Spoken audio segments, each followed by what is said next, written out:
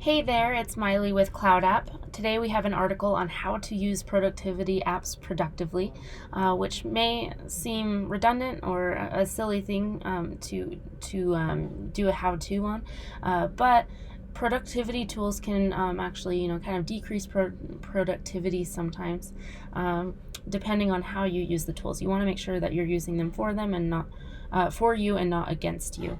Make sure that the tools are working to help you with your goals as opposed to distracting you.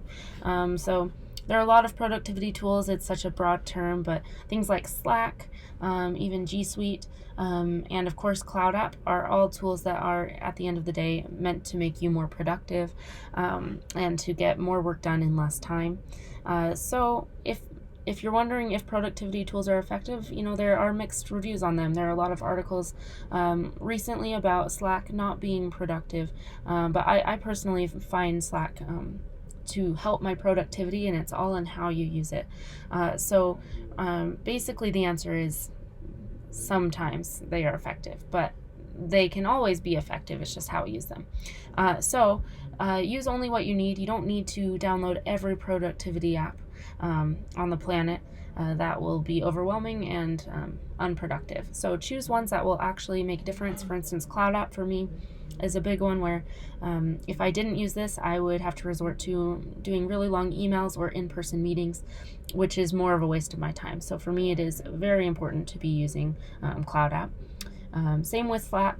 It beats going over to people's desks all the time or sending a long email. Learn your app's ins and outs. There are little shortcuts that can make Cloud App more useful, or things like Slack. They have features like the Do Not Disturb mode, which I have a how-to video on if you want to look that up. But basically, you'll just want to make sure that that you're finding all those little tips and tricks to make the tool work for you. Integrate your productivity apps. You can use Zapier to connect all of your apps, or Cloud App has a bunch of integrations as well with Slack and a bunch of other different tools. So you can look there and just see how you can kind of combine forces as much as possible. Turn off notifications. Again, I mentioned Do Not Disturb for Slack.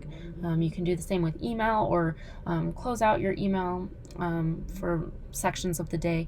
There are a lot of things like that where if you're constantly getting notified, it may be less productive, but if you set aside meaningful time to look at those apps, that can be productive. Stay focused. So try to kind of zone in, set aside a chunk of time to get a project done where you're not getting distracted by other people. Especially with Slack, this is where you'll want to stay focused by maybe muting some of the channels that you follow just temporarily to get some more work done.